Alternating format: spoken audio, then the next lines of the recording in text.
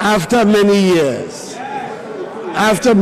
of our looking and almost giving up, it took an MPP government to discover oil in 2007. In 8 years of NDC administration, 13 oil blocks were signed and not a single one was developed.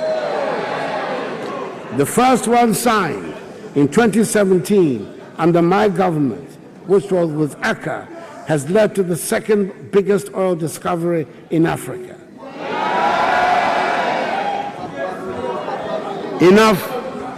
Enough to make a believer of anyone, I might say. Mr. Speaker, there's no avoiding the fact that the oil industry, unfortunately, has a reputation for corruption. Since the discovery of oil in our country, there's been heightened anxiety amongst our people that we do not fall into the same trap of the oil money benefiting individual officials to the detriment of the state and the general public. On the fight against corruption in the oil industry and to aid transparency, we've established a national register of contracts on which all the petroleum agreements signed by the government have been published. This provides a platform for citizens to scrutinize the oil contract signed by government and accords with the international call for contract transparency. We've also signed the General Petroleum Regulations, which provide for the disclosure of beneficial ownership information of companies operating in Ghana's oil and gas industry. This will ensure that people do not hide in the shadows to appropriate oil blocks to themselves at the expense of the citizens of our country. The interest of major oil companies in Ghana has become dramatic. Today, oil companies such as the American giant ExxonMobil and the Norwegian conglomerate Aker have signed petroleum exploration agreements with Ghana. Through the launch of the Ghana oil and gas licensing rounds of 2018, the bidding process for the allocation of new petroleum rights to prospective investors, the first such exercise in our history. Other global players such as BP, China National Oil, Offshore Oil Corporation, and Total have expressed interest in coming to Ghana. Mr. Speaker, be it in the oil industry or manufacturing or retail, every day demonstrates the urgent need for our own businesses to develop and flourish. We have put in place the mechanisms to train young entrepreneurs and to help establish businesses with a stimulus package to expand their companies.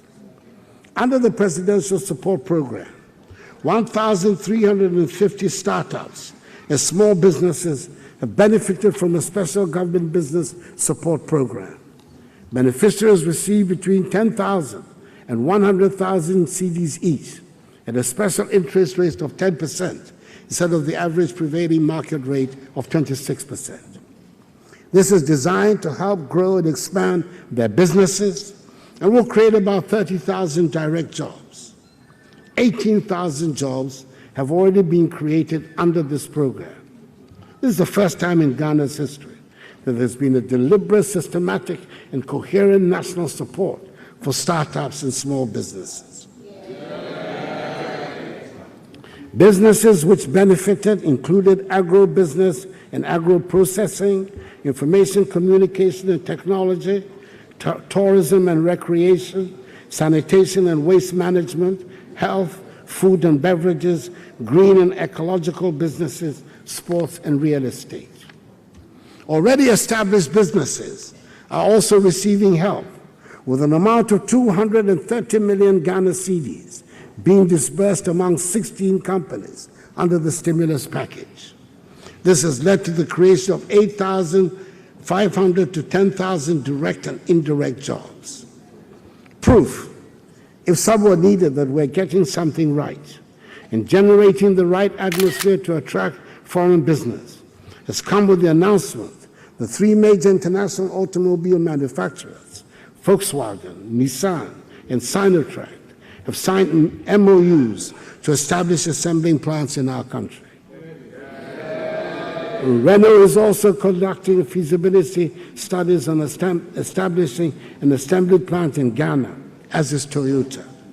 We will outdoor in March the National Automotive Policy, spelling out the terms, conditions, and incentive package for participating in Ghana's new automobile industry, which will also apply to indigenous car assembly companies. Mr. Speaker, our local textile industry has been struggling for years, and many textile companies have indeed gone under. We have decided to give it a major stimulus to help put it on a strong footing. The local textile industry has therefore been granted a zero-rated VAT on the supply of locally made textiles for a period of 3 years. We have put in place a tax stamp regime for both locally manufactured and imported textiles to address the challenge of pirated designs and logos in the textiles trade. The Tema Port has been designated as a single entry corridor for the importation of textile prints, with a textile task force in place to ensure effective compliance and reduce, if not wholly eliminate, smuggling of imported textiles. A new textile import management system has been instituted, also to control importations of textiles. Mr. Speaker, the one district, one factory policy has taken off.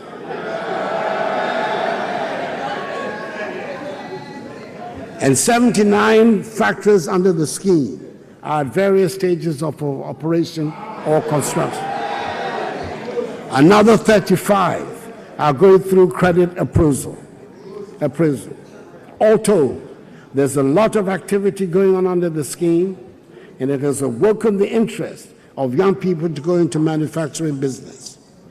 Under the Rural Enterprises Program, funded by the African Development Bank and the International Fund for Agricultural Development, IFAD, 50 small-scale processing factories will be established by the end of the year in 50 districts across the country, particularly in areas where there's evidence of significant post-harvest losses. These will be owned and managed by organized youth groups with technical support from the Ministry of Trade and Industry. Mr. Speaker, small and medium-scale enterprises form the base of businesses in our country, and financing has been the bane of their operations. MASLOC was established in 2006 to meet a critical need by providing the type of small-scale loans needed by these small-scale enterprises at reasonable rates. Sadly, MASLOC was undermined by base political considerations and endemic corruption, and the center was almost run down completely. I'm glad to report that MASLOC has been revamped and is getting back to do what it was set up to do. There's been strict adherence to credit procedures and prudent management of the credit recovery process. These have resulted in a recovery rate of 89% of loans administered under a pilot scheme introduced in 2017. MASLOC was given an amount of 35 million cedis in October 2008 to 18 for disbursement. This is the first time an amount of such magnitude has been given to the center outside of an election year. Of the 35 million Ghana cedis that were received, the center has disbursed 20,563,100 Ghana cedis, with 14,317,200 cedis to be disbursed for pending applications which have been approved. So far, 87% of the monies disbursed have gone to women, to 24,582 women. The 2016 MPP manifesto promised to allocate 50% of MASLOC funds to women, and we have surpassed this by a long margin. It has obviously been noticed that interesting things are happening at the successfully restructured MASLOC, and that is why the center was allocated an amount of 200 million cedis in the 2019 budget. Such an amount is unprecedented in the history of MASLOC. In 2019, MASLOC will give increased attention to youth startup businesses in vegetable farming, poultry, piggery, and fish farming. Mr. Speaker, the incidence of bad government methods that almost collapsed Maslow has unfortunately affected the running of many businesses generally, and the financial sector in particular. The banking sector has gone through what can only be described as a traumatic upheaval. Again, Mr. Speaker, the woes of the banking sector have also been a case of long-standing bad practices that was previously had been able to deal with, which we're now having to deal with in the most painful manner. The cleanup has cost the National Treasury 12.7 billion cedis, money we can ill afford, but which was necessary to sanitize the sector, minimize job losses, and protect deposits of 1,147,336 Ghanaians and their businesses and the people they employed. The banking sector has emerged stronger from these developments, has begun to re-inspire confidence in this. In all this, I've been anxious that our local banks are helped and given as much support as possible, which has been done. But I will not be on the side of criminal behavior if that is discovered. I would urge that we are all patient for the investigations to be made in a calm manner. Again, while I'm on the subject of rogue activities in the banking sector, this is probably the time to mention the Men's Gold debacle. This is a tragic phenomenon that appears to have occurred in plain sight and affected a lot of people in spite of warnings from official institutions. As the authorities try to unravel the intricacies of what happened, I admonish all Ghanaians to learn the necessary lessons for the future, even as state institutions work to bring a resolution to the matter, and those who are seen to have indulged in criminal activities are brought to justice. Last week, I inaugurated the Presidential Financial Stability Advisory Council, an interinstitutional consultative coordination body which groups together all the regulators of our financial system and whose purpose is to advise the President on the measures to be taken to preserve the stability of the financial system. The existence of such a body would have forestalled the emergence of the Men's Gold saga and will make it difficult in future for any such scheme to get off the ground. Mr. Speaker, during times like these of banking and business upheavals, agriculture appears even more attractive. It is more predictable, and the soil and plants and animals far more reliable than sharp figures. The past 2 years have shown that when a government takes deliberate measures to support agriculture, it pays healthy dividends. There has been food, and for the first time in a long while, we had more than we needed. It was not that long ago that Ghana was in the humiliating position of having to import maize from her landlocked Sahelian neighbors and plantain from Côte d'Ivoire. Thanks to the program for planting for food and jobs, admirably organized by that outstanding Minister for Agriculture, Dr. Owusu Afriye Akoto. This House stands informed that in 2018, exports of food crops such as cassava, rice, yellow and white maize, soya, plantain, cowpea, and yam were made from Ghana to Burkina Faso, Togo, and Côte d'Ivoire in considerable quantities. We had a bumper harvest of produce, and last year we did not import a single grain of maize. Based on the successes chalked in 2017 and then in 2018, the ministry took giant strides to scale up the Planting for Food and Jobs campaign in 2019 and to introduce new models of the program. 4 of such new models are the Greenhouse Villages Program, the Planting for Export and Rural Development PERD Program, the Rearing for Food and Jobs RFJ campaign, and Mechanization Centers Program. We are hoping that the success will lead to a fundamental change in attitudes towards farming practices, and the sector will be truly transformed. Bumper harvests and increased food production in general will be the norm and not a surprise once in a while.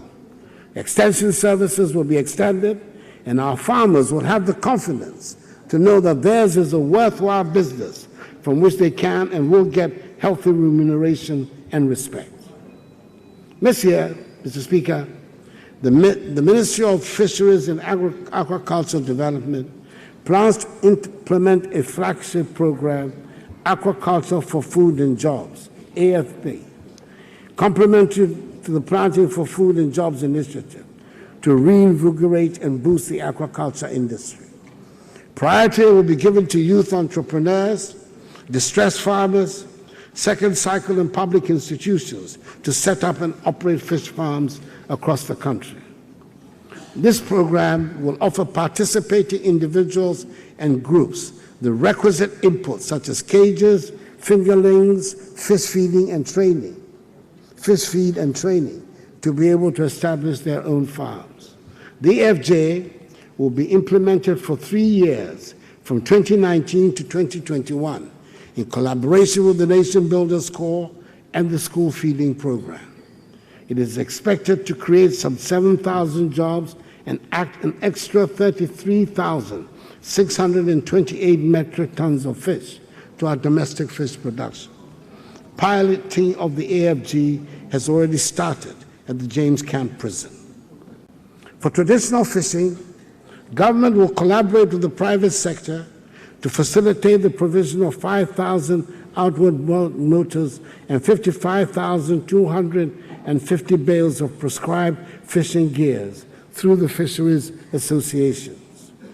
To promote the effective and efficient distribution of premixed fuel, we will continue to use the premixed fuel tracking system and audit landing beaches measures which have ensured that since November there's been no report of premixed diversion, a marked improvement from the past. To modernize the fisheries sector, $185 million of loan money has been earmarked for the construction of 12 landing sites and 2 fishing harbors in selected fishing communities in the country. Phase 1 will kick off in March at Axim, Mumford, Winneba, and Tessie. Recently, I cut the soil to commence work at the Jamestown Harbor Complex, which, like the development of Almena Fishing Harbor, is part of our plans for the fishing sector in 2019. Mr. Speaker, as is well known, our lands and water bodies have been under extreme pressure for some time. Farming lands have been destroyed, and rivers that used to provide safe drinking water and fish turned into toxic water bodies. This is why we placed the ban on all small-scale farming, so we could find ways to deal with illegal mining, or galamsey, as it is popularly called. The ban on small-scale mining has now been lifted, but not on galamsey. Some of our water bodies have shown remarkable signs of rejuvenation. River Ancobra, for example, looks restored to life. Indeed, some fish have even been seen in the Ancobra for the first time in a long while. But the battle against galamsey is nowhere near being won yet, and I appeal to all citizens to be part of the battle to keep our lands and water bodies safe. As I have said on several occasions, this government cannot be against mining. It bears repeating that with the Almighty having blessed our land with so many precious minerals, mining inevitably will be part of our lives. That is why I had the pleasure of reopening the Anglo Gold Obuasi mine on 22nd January 2019, which had remained effectively closed since 2014, in fulfillment of a campaign pledge I made to the people of Obuasi on 15th July 2016. Speaker, I'll continue to keep my promises to the Ghanaian people.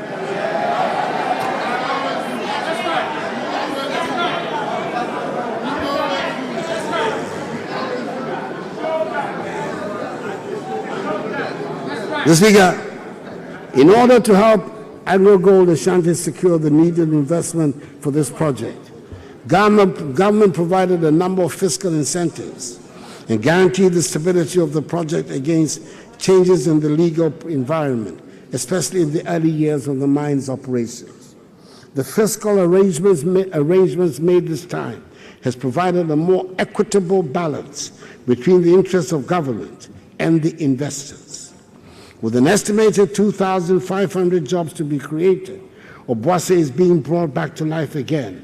And this time round, under the new management of AngloGold Ashanti, the development of Obuasi will reflect the wealth its soil produces, like its other counterparts in other mining cities around the world. Mr. Speaker, we intend also to mine at long last our bauxite deposits in order to establish an integrated aluminum industry in Ghana. The Ghana Integrated Aluminum Development Corporation, a statutory corporation, has been set up with the support of Parliament to spearhead Ghana's commitment to create an integrated aluminum industry. Since its formation, the leadership of the corporation has been working tirelessly with transaction advisors and other stakeholders to ensure the objective of achieving an integrated aluminum industry is executed in a timely manner. A request for proposal is ready to be sent out to the market by the end of this month. This request will solicit proposals from investors interested in partnering government to develop various components of the integrated aluminum industry in Ghana. Taking cognizance of the fact that achieving an integrated aluminum industry agenda requires the uninterrupted and competitive supply of power to the industry, government is in the process of negotiating special arrangements to supply power at internationally competitive rates. This arrangement is expected to be approved by Cabinet and subsequently, hopefully by Parliament soon. The same model is being used for the exploitation of our iron ore deposits, which together with our considerable manganese deposits can enable us found a steel industry to serve our country and the region.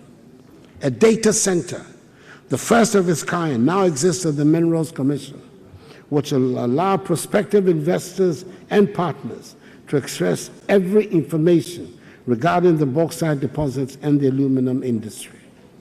The Minerals Commission is in the course of creating an equivalent data center for our iron ore deposits. Mr. Speaker, the security services are at the forefront of keeping us and our nation safe. Let me pay homage to the men and women of the services for the sterling work that they do. The Ghana Armed Forces, in collaboration with the police and other security agencies, have been in operations Calm Life, Cowleg, Halt, Conquered Fist, Congon, Citadel, Ahojo, and Vanguard. I echo to you, men and women of the armed forces. Ghana is proud of you. Your hard work is contributing to making our nation a safe place. I would like to mention the improvements that have been registered in dealing with nomadic herdsmen. The Ghana Armed Forces assisted the national security to embark on Operation Roadstar, and as a result, a 40-acre cattle ranch has been constructed to accommodate 6,000 cattle at Wawasi in Afram Plains, reducing considerably the tensions in the area with the nomadic herdsmen. There are plans to replicate these ranches in other parts of the country. Government is pleased to fulfill this promise to the military personnel by increasing the United Nations peacekeeping troops contribution allowances from 35 United States dollars to 35 United States dollars, from 30 to 35 United States dollars per soldier per day. And as promised,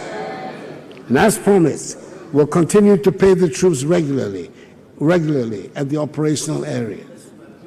We'll continue to modernize and provide the equipment needed by the military to help them carry out their mandate effectively. Tomorrow, I'll be presenting to the Ghana Armed Forces 50 Ankai buses, the first tranche of the 138 staff and operational vehicles of various categories, and 26 dispatch motorbicycles. This year, we'll provide the Army with 30 Otoka armored personnel carriers and 6 fast patrol boats for the Navy. We'll also provide improved training facilities by transforming the military academy into a world-class institution and expand the housing project from 16 flats to 44 and begin constructing 160 two-bedroom apartments across the country. This year, we will also complete and commission the 500-bed military hospital in the Ashanti region and begin the third phase of this project. Mr. Speaker, the amendment of